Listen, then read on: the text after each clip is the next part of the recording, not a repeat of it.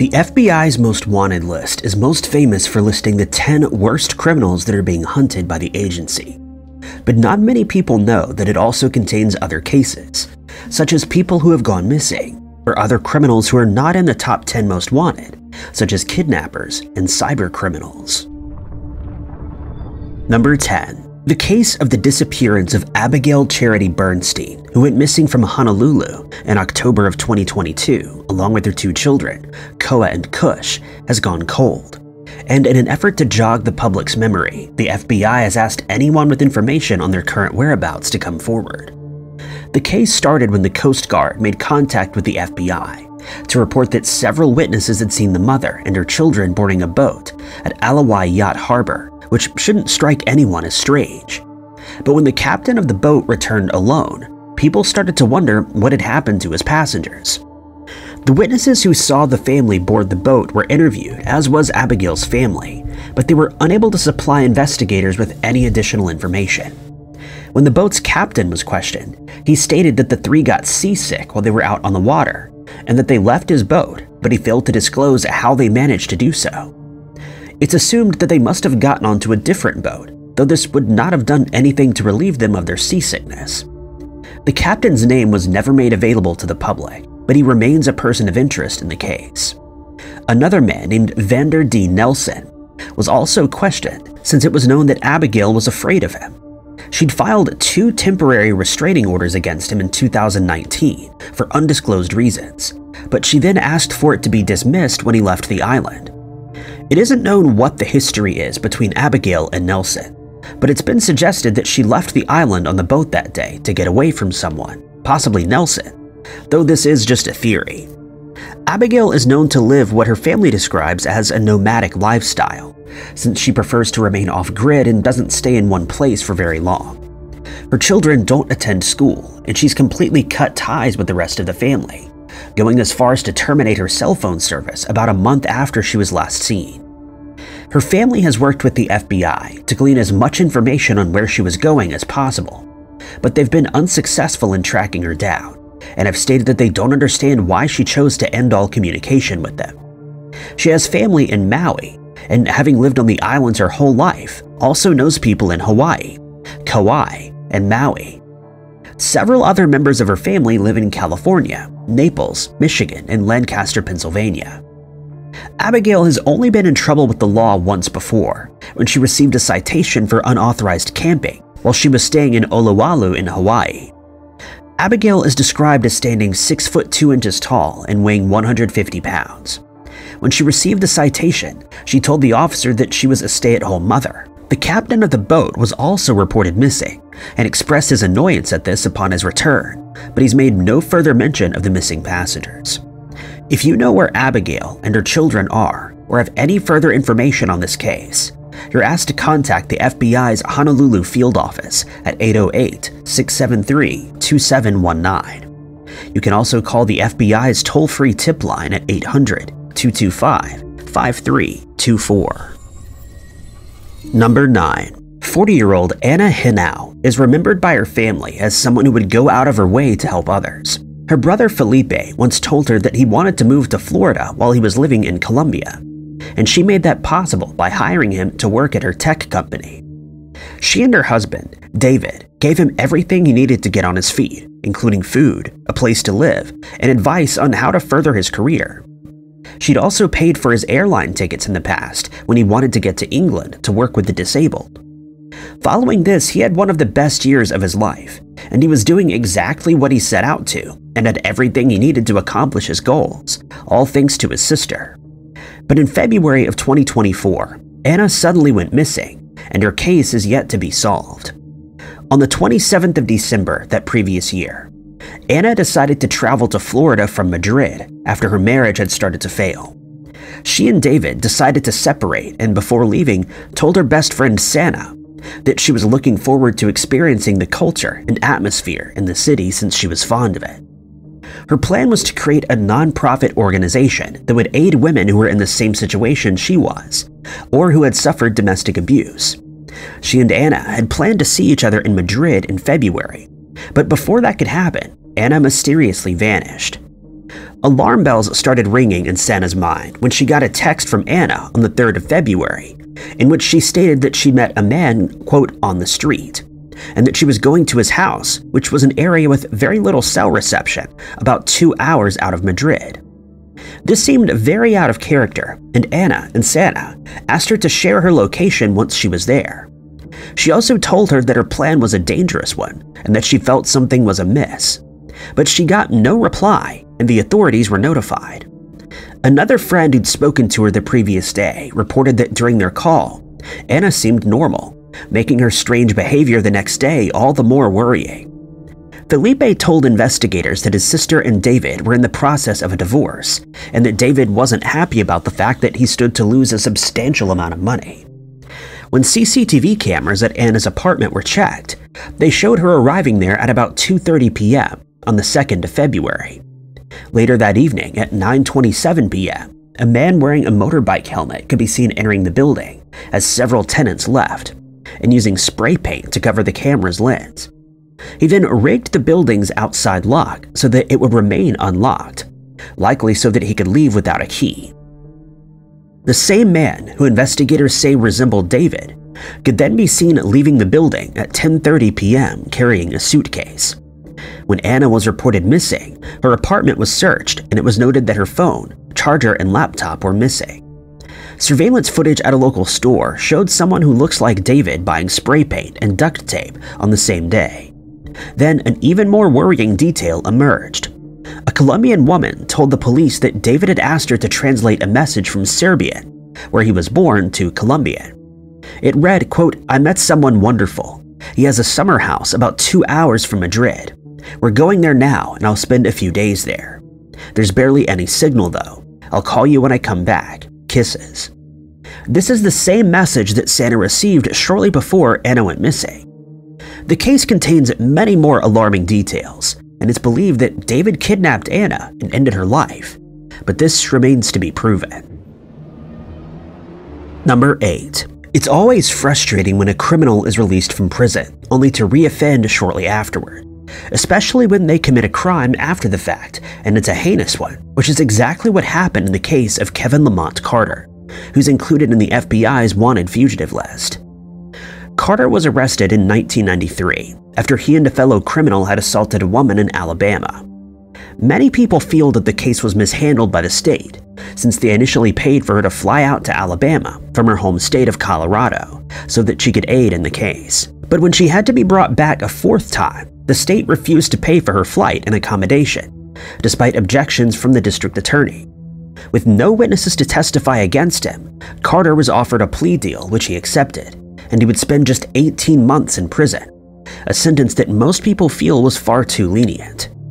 He was released on the 24th of March 1995, and it would very quickly become apparent that this was a mistake, since he would become a wanted man again the very next day. On the 25th, he drove to his girlfriend, Angela Marshall's house in Selma, Alabama. Upon arriving there, he spotted Angela standing outside the house, and he called over to the car. She walked over, likely thinking that they were just going to talk, but the next moment, he produced a weapon and opened fire several times, ending her life in the process. The incident was reported, and Carter was tracked down by the police, but they only managed to find his car as he'd already fled. Tracking dogs were used to search for his scent, and the surrounding area was searched, but he was nowhere to be found. Not long after that, investigators received a tip that Carter has family in Fort Wayne, and every effort was made to track him down there, but the authorities in that city refused to do anything until they received a certified copy of his warrant for arrest. This was sent through, but the authorities then changed their minds, stating that they would only assist in the search for him once he'd been indicted by a grand jury. Once this was done, authorities in Fort Wayne were once again notified, but they once again changed their minds and wouldn't arrest Carter. This gave him the perfect window to flee once again, and he remains on the run today. Carter had apparently gotten word that investigators knew where he was, and hence immediately made arrangements to vanish. A reward of $50,000 is being offered to anyone with information that leads to his apprehension, and anyone who can assist in this manner is asked to contact the FBI at 800-225-5324. or the U.S. Marshal Service at 334-223-7401. Number 7. Mexico is a beautiful country that's visited by thousands of tourists from all around the world every year. But it also has a reputation for being extremely dangerous, as many of those tourists are kidnapped while there, and they're never seen again. It's believed that this is what happened to 35-year-old mechanic from California, Edgar Perez, who also goes by the moniker Polvos. The incident took place in Mexicali at the corner of Tabasco Avenue and Chilpancingo Street at around 11:30 a.m. on the 4th of January 2023.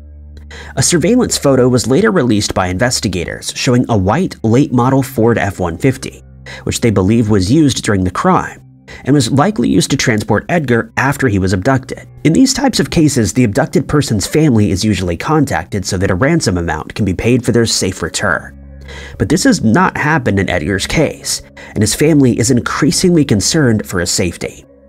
This has led to speculation that the kidnapping may have been carried out for a different motive. But since his abductors have not contacted his family or friends, this remains to be seen.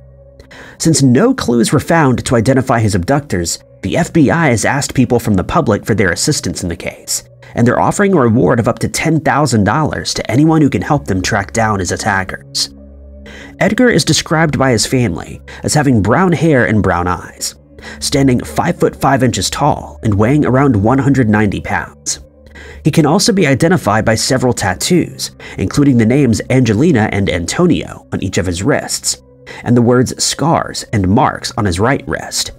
He also has a tattoo on his neck, but it isn't certain what it depicts. Edgar is just one of the many types of these cases that have occurred in Mexico over the past few years. In another case, a 63-year-old U.S. citizen, Maria del Carmen Lopez, was abducted from her house in Pueblo Nuevo in February of 2023. Thousands of Americans still flock to dangerous areas of Mexico every year, despite being warned of the dangers that lurk there, often because of cheaper prices for cosmetic surgery and other products. If you have any information on Edgar's case, you're asked to contact your local FBI office or the nearest American embassy or consulate.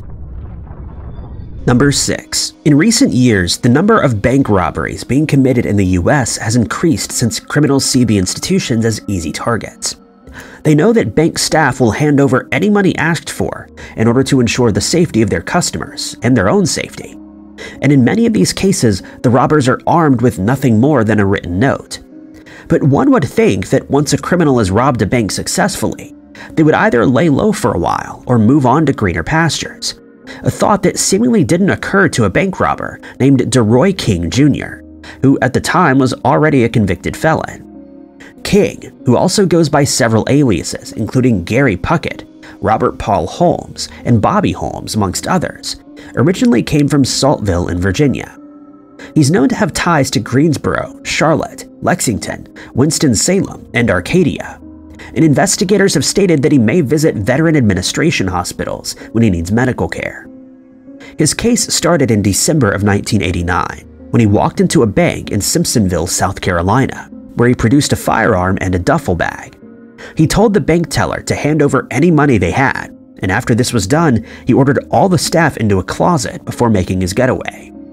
The amount of money that he stole from the bank wasn't disclosed, but it couldn't have lasted very long since King was back to his criminal ways in March of the following year, just 3 months after pulling off his first robbery.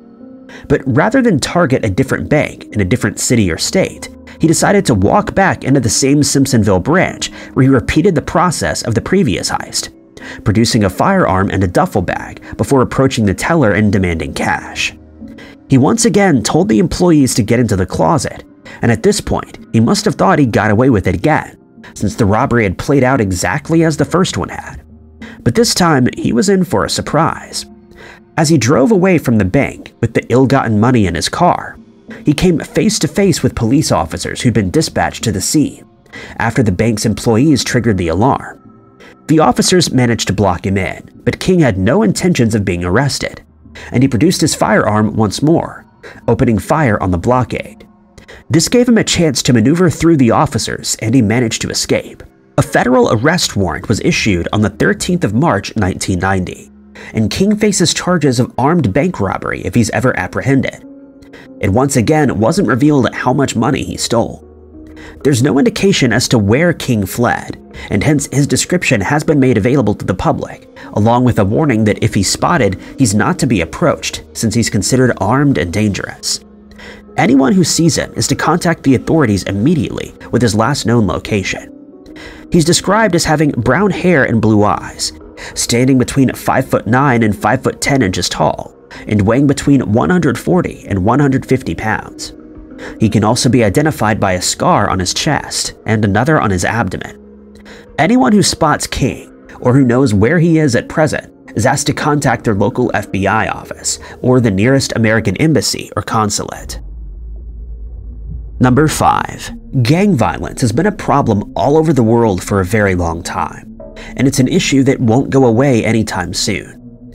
The communities where these criminal gangs are formed are often terrorized by their members, who will usually take every opportunity they get to commit a crime.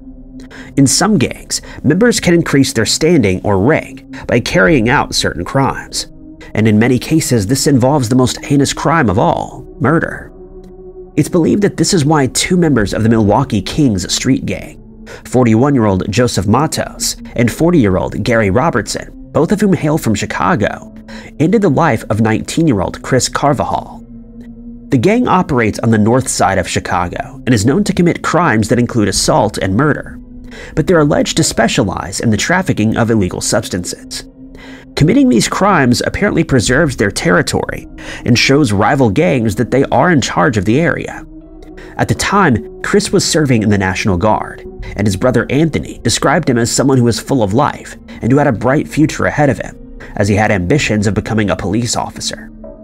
He just completed his basic training and was looking forward to serving in the Guard, but he was awaiting his permanent unit assignment and traveled back to Chicago to visit his family when tragedy struck. While there, he attended a party in the Belmont-Cragen neighborhood, but the night would end in tragedy. According to witnesses at the party, 2 cars drove past the party at 1:25 a.m. and opened fire on the partiers, hitting Chris in the abdomen and back. The police were immediately called, and when they arrived, they found Chris lying on the ground unresponsive. People at the party stated that Chris had stepped out of the house and walked over to his car to get something when the shots were fired. A neighbor who saw the incident take place dialed 911 and reported that they'd seen a 4-door sedan drive up and that at least one of its occupants opened fire on the party. After being found at the scene, Chris was rushed to the Illinois Masonic Medical Center, but he passed away soon after. Unfortunately, the neighbor didn't get a good look at the person who opened fire, but it was soon determined that it was the work of the Milwaukee Kings street gang. And it was soon determined that Matos and Robertson were the gang members who opened fire, and that it was done to increase their rank within the gang. It was a seemingly random attack, but it left Chris's family shattered, and they vowed to never give up until justice is done. Robertson was the first to be arrested and pleaded not guilty to all of the charges filed against him. Matos was tracked down and taken into custody shortly after, but according to the state's attorney office, there wasn't enough evidence to prove his guilt, and no charges were filed against him. But 6 months later, the same office filed racketeering and firearm charges against him, and Robertson as well. But by the time this was done, Matos was long gone, and he remains on the run and is included on the FBI's most wanted fugitive list. The FBI is offering a $10,000 reward to anyone who comes forward with information leading to his arrest.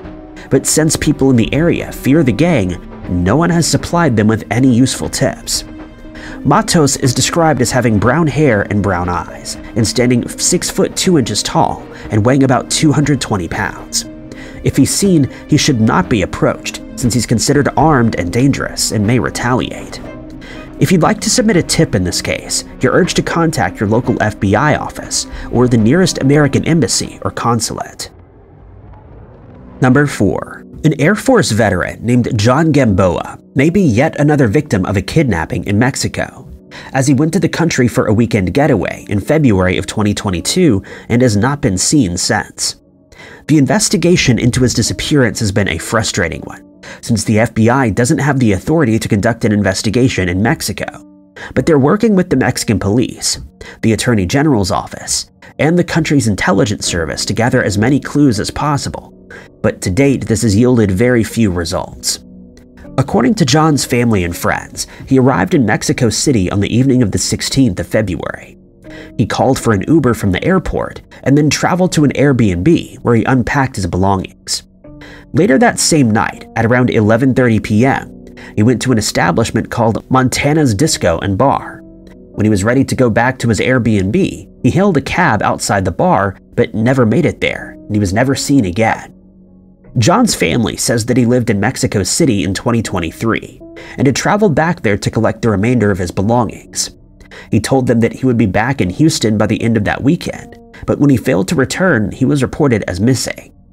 The authorities are hopeful that John will be found safely and brought home, since they're collaborating with the security services in the country that have always had a good working relationship with the US.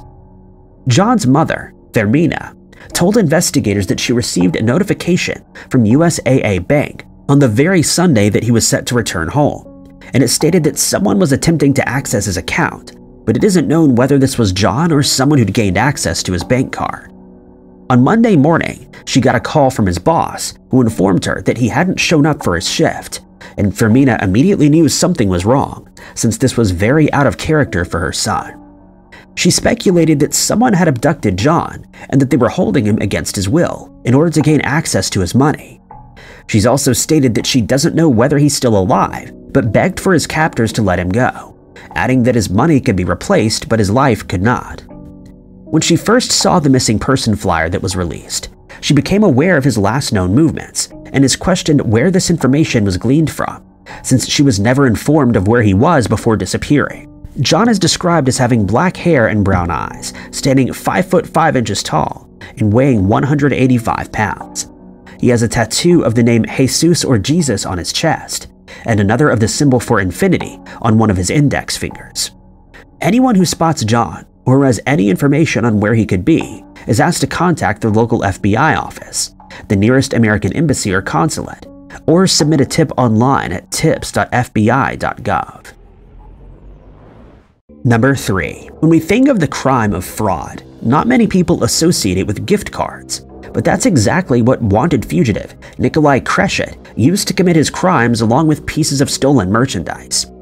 It's believed that Cresit first devised the scheme back in 2014 and carried out these crimes until he was apprehended the following year. He served as leader of the criminal organization and is thought to have made millions of dollars in the process. The organization operated like this. They somehow managed to get their hands on stolen credit card information and would then use those cards to buy credit cards or other pieces of electronic equipment. The gift cards would then be sold to unsuspecting customers or used to buy even more electronics that were then sold off for a healthy profit. When his crimes came to light, he was tracked down, arrested, and charged with 1 count of conspiracy to buy, sell, or possess stolen property, and 2 counts of bullying, selling, or receiving stolen property.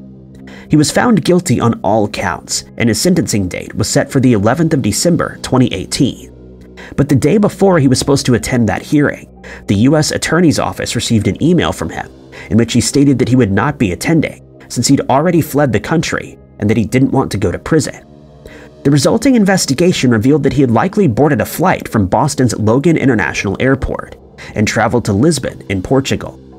From there, it's believed he caught another flight and traveled to Moscow, Russia, where he may still be hiding out today, 6 years after being convicted in the U.S., and he remains on the FBI's most wanted list. After receiving the email, officers were sent to Cresit's house in West Hartford, Connecticut, but he wasn't there.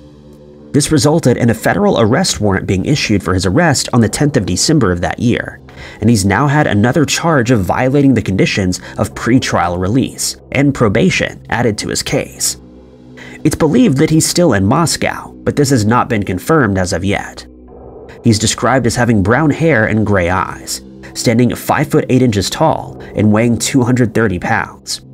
Anyone who has information that could help in his apprehension is urged to contact the FBI or an American embassy or consulate.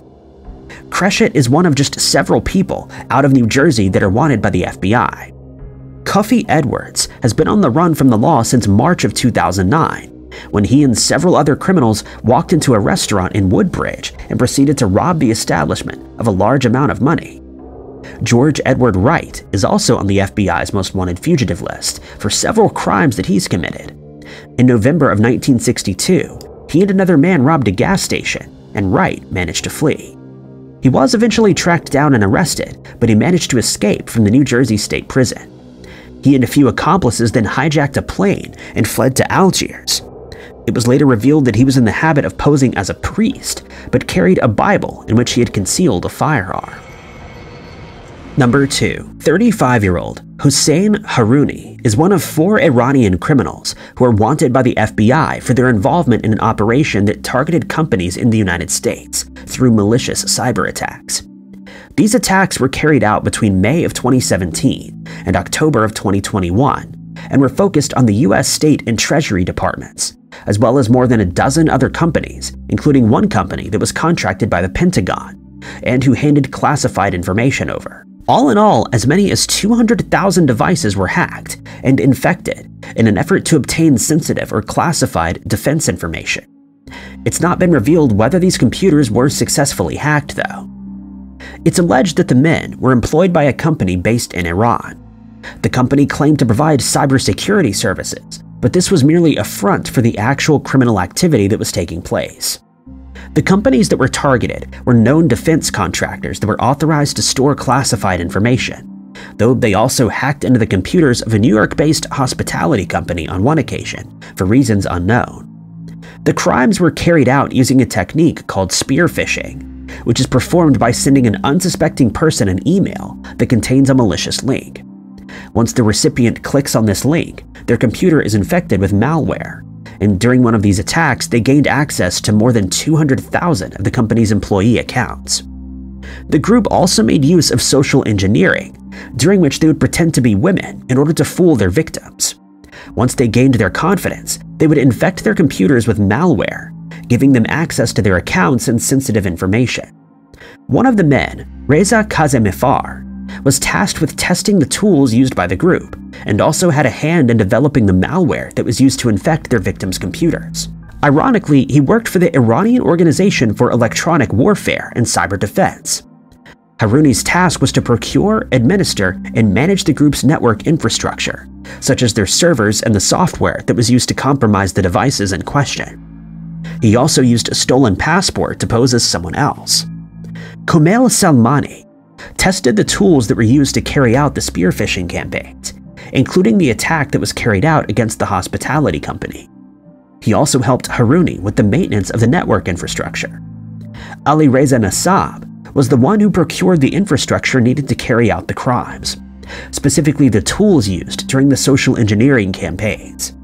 He also used the same stolen passport used by Haroun to create email accounts and register the servers used by the group. When their crimes came to light, Haroun was charged with computer fraud, wire fraud, and aggravated identity theft, but he remains on the run, and a $10 million reward is on offer to anyone who comes forward with information, leading to the group's capture and conviction. He's described as having brown hair and brown eyes. He stands 5 foot 8 inches tall and weighs around 160 pounds. He's known to speak Farsi and English, and should be considered an international flight risk, and hence should not be approached by members of the public. If he's spotted, the authorities should be notified immediately. If you or anyone you know has information on Haroun's whereabouts, you're asked to contact the FBI or your nearest American embassy. Number 1. A $20,000 reward is being offered to anyone who can help the FBI track down 68-year-old Efren Calderas Meza, who fled from the authorities after ending the life of 32-year-old Eva Crest in Yuba City, California in December of 1986. According to those who knew Eva, she decided to go to an establishment called the Oasis Tavern, which was located on Pluma Street on the 8th of December that year, since she was friends with the owners and was looking to have a fun night of dancing. She and Calderas Meza had been in a relationship in the past, but by this point had become estranged. Nonetheless, he showed up at the same bar that night and threatened to attack her with a blade if she dared dance with anyone but him. In the early hours of the next morning, he and Eva got into an argument which spilled out to the back of the tavern, and this is when he attacked her with a blade, injuring her multiple times. The police were immediately called by fellow patrons, and she was rushed to the Rideout Memorial Hospital, where doctors did their best to save her, but in vain. It isn't known whether he decided to attack her because she danced with another man or for another reason, but it's almost certain that he did so out of jealousy, despite not being in a relationship with Ava anymore. The resulting investigation resulted in Calderas Meza being identified as her attacker, and the California Municipal Court issued a no-bail warrant for his arrest. But before he could be taken into custody, he managed to flee, and his whereabouts have been unknown ever since. Before he did so, though, he traveled to Ava's house where her children were asleep and collected some of his belongings that he left there. He then got in his car and drove away to an unknown destination. Calderas Meza is known to use several different aliases, including Jorge Diaz Garcia, Roberto Alvidrez, and Pedro Meza. He also uses different variations of his own name on occasion, and has been known to provide false dates of birth. He may be hiding out in Fresno, California, Whatcom County, or Skagit County, both of which are located in Washington. He has ties to Zacatecas and Nayarit in Mexico, and may have gone into hiding there. He stood 5 foot 4 inches tall and weighed between 150 and 170 pounds, though his weight may have changed over the years. He has tattoos of a chain and the letters ECM on his left hand, and another of the name Carmen on his chest. Anyone with information on this case can contact the FBI's Sacramento field office at 916-746-7000 or the nearest FBI branch. Thank you guys so much for watching. If you liked this video, be sure to hit that like button. Also, don't forget to subscribe and click that notification bell to keep up to date with all of our future uploads. But my name is Ty Knotts, and I'll catch you guys in the next video.